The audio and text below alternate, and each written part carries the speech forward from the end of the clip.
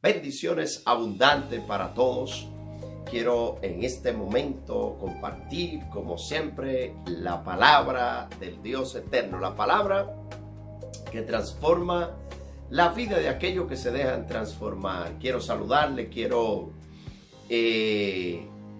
desear que ese Dios, el Dios todopoderoso, el Dios que nos ama aún estando nosotros en cualquier posición que estemos, Dios sigue amándonos. Así que quiero compartir un poquito con ustedes en este momento. Y quiero hablarle de por qué la vida cristiana, o por qué nosotros debemos de cambiar muchas cosas, o por qué no debemos de hacer cosas que a Dios no le agradan. Aquí en la palabra, el Señor nos enseña a nosotros a vivir una vida diferente a la que vivíamos antes de conocer a Jesús. Por eso es que ustedes que tal vez se hacen esta pregunta, pero los cristianos, los que siguen a Jesús, se apartan de muchas cosas, no participan tal vez de algunas fiestas que hacen, no toman y viven una vida, o vivimos, porque me incluyo, porque yo le sirvo a Dios y trato siempre de vivir de acuerdo a Dios.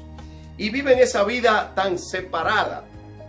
Y es correcto y mandatorio de parte de Dios nosotros vivir así. Dios en su palabra siempre nos enseña el camino correcto para nosotros caminar y andar.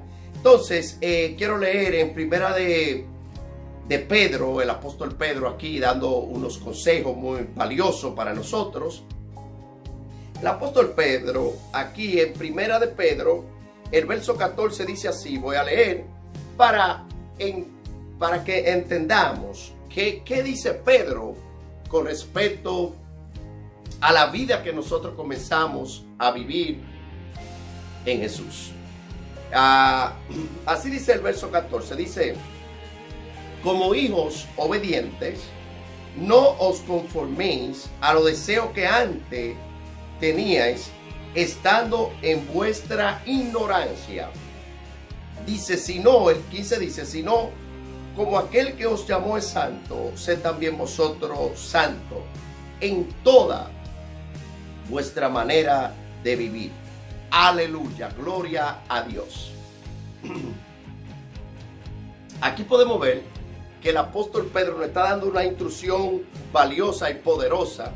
Dice que como nosotros vivíamos antes, dice que no nos conformemos a esos deseos que teníamos antes de nosotros conocer a Jesús y vivir con Jesús. Por eso es, amigo, amiga, tú tal vez te preguntas, en esa parte que nosotros incluso nos llaman tal vez antisociales, porque en cierto momento tal vez nos hacen una invitación y nosotros no participamos. Y es por esta parte, porque Pedro enseña, y también cuando Jesús llega, el Espíritu Santo de Dios viene a morar en nosotros y nos capacita para nosotros vivir esa vida como Dios exige. Entonces, dice que no andemos, o sea, en esos deseos de antes. En mi vida personal, antes yo vivía una vida bien desenfrenada, una vida a la cual me gustaba tal vez bailar mucho, la discoteca y toda esta cosa. Pero cuando yo comencé a buscar a Dios, esos deseos comenzaron a irse de mi vida y le doy gloria y honra a Dios. No critico a aquel que lo hace, porque yo también lo hacía, pero sí siempre instruyo y le digo a las personas que podemos vivir una vida gozosa, en paz y alegre, sin vivir haciendo esas cosas. Ahora, el gozo verdadero, la paz verdadera la da nuestro amado y Señor Jesucristo. Entonces dice, el 15 dice, o sea, dice el 14, cuando nosotros vivíamos en nuestra ignorancia. ¿En ignorancia de qué? El apóstol Pedro está enseñando en la ignorancia que no conocíamos a Dios. Ahora, si tú eres una persona que no ha conocido a Dios, yo te hago la invitación a que trate de buscar a Dios para que lo conozca, y vas a poder entender más clara estas cosas que enseña la palabra de Dios. El 15 dice, sino aquel que os llamó es santo, sed también vosotros santos en toda nuestra manera de vivir. Aquí estamos hablando de la santidad. ¿Qué es la palabra santo? La palabra es que Dios dice que vivamos en santidad así como Él es santo. En santidad, ¿por qué? Porque debemos de vivir apartado, una vida apartada especialmente para Dios, para que Dios nos use como Él quiere usarnos, y sobre todas las cosas, para nosotros poder un día entrar al cielo. Sabe que sin santidad nadie verá al Señor. Por eso Dios nos invita a todos a que vivamos esa vida en santidad. Dice en toda vuestra manera de vivir, o sea que en todo lo que nosotros vivimos debemos de ser santos. Dios está pidiendo a este pueblo, a estas personas que están mirando, y a todos nosotros, y aún a mí que estoy caminando, que cada día trato de hacer las cosas mejor. Dios siempre me habla directamente de la santidad, que tengo que continuar